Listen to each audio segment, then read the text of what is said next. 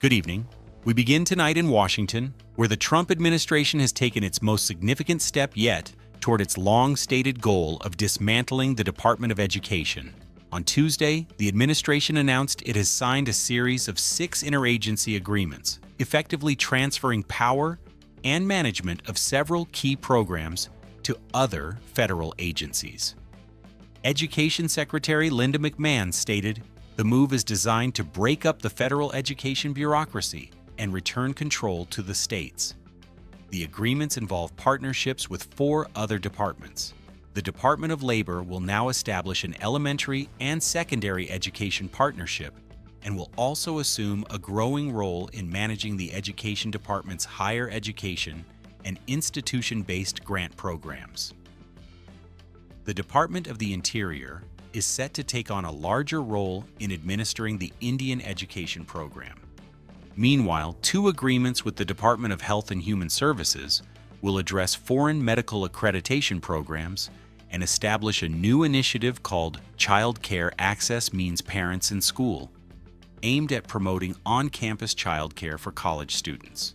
Finally, a new program will be established with the State Department to oversee international education and foreign language studies. A senior Education Department official described the partnerships as a major step forward in leveraging the expertise of other agencies and streamlining bureaucracy. This action follows a March executive order from President Trump, which directed Secretary McMahon to facilitate the closure of the department. While officially shuttering the agency, which was established in 1979, requires an act of Congress, the administration is proceeding with this strategy of reallocating its authority. The move comes after a 43-day government shutdown, which Secretary McMahon recently argued in an op-ed exposed how little the federal department would be missed, noting that students continued to attend class and teachers continued to be paid without disruption. Meanwhile, on Capitol Hill, the House of Representatives has passed a bill with overwhelming bipartisan support that would compel the Department of Justice to release its files related to the deceased sex offender Jeffrey Epstein. The measure, titled the Epstein Files Transparency Act, passed in a near-unanimous vote of 427 to 1. The lone vote against the bill came from Louisiana Republican Clay Higgins. The legislation, introduced by California Democrat Ro Khanna and co-sponsored by Kentucky Republican Thomas Massie, now heads to the Senate, where its future remains uncertain. If enacted, the bill would mandate that the Justice Department release all unclassified records, documents, communications, and investigative materials connected to the Epstein case. It specifically requires that these files be made available to the public in a searchable and downloadable format no later than 30 days after the bill becomes law. The push for transparency has been a long-standing public demand, with many seeking more information about the full scope of Epstein's operations and the individuals involved in his network. President Trump has previously indicated that should the bill reach his desk, he would sign it into law, potentially paving the way for a significant release of long-sought-after information.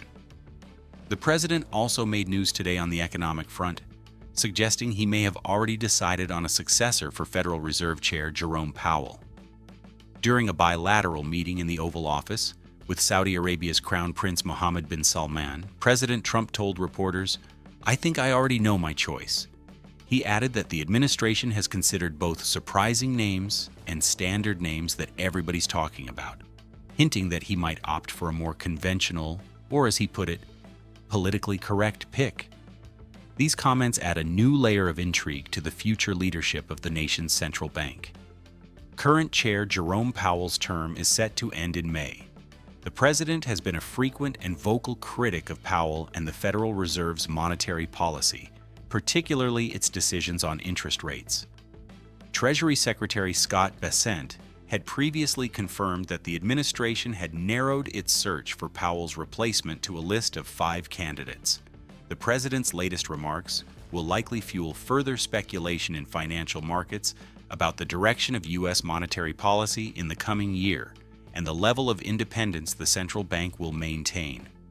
While the future of the Federal Reserve's leadership is under discussion, another federal department is reporting significant progress in its operations.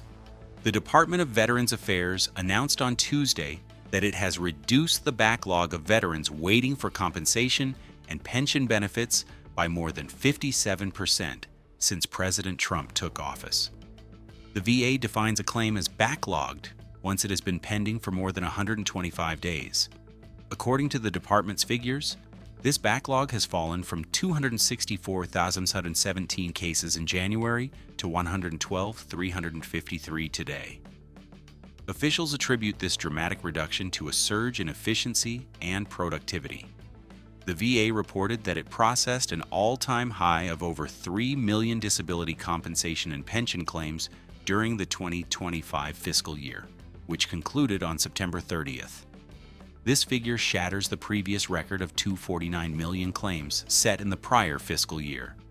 The department also highlighted a single-day record set on May 29th, when staff processed an unprecedented 15,364 claims.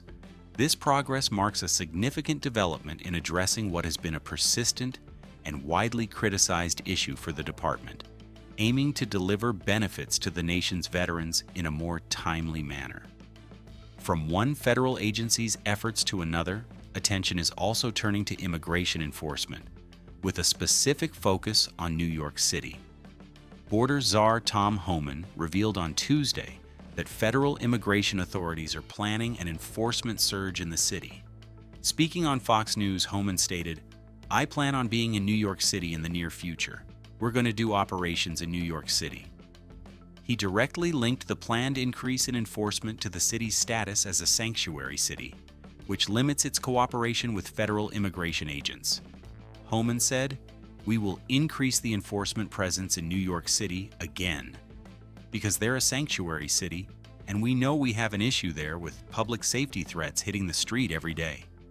This announcement comes just 1 month after a chaotic scene unfolded in Manhattan, where Immigration and Customs Enforcement, or ICE's, agents were swarmed by protesters during a sweep targeting street vendors.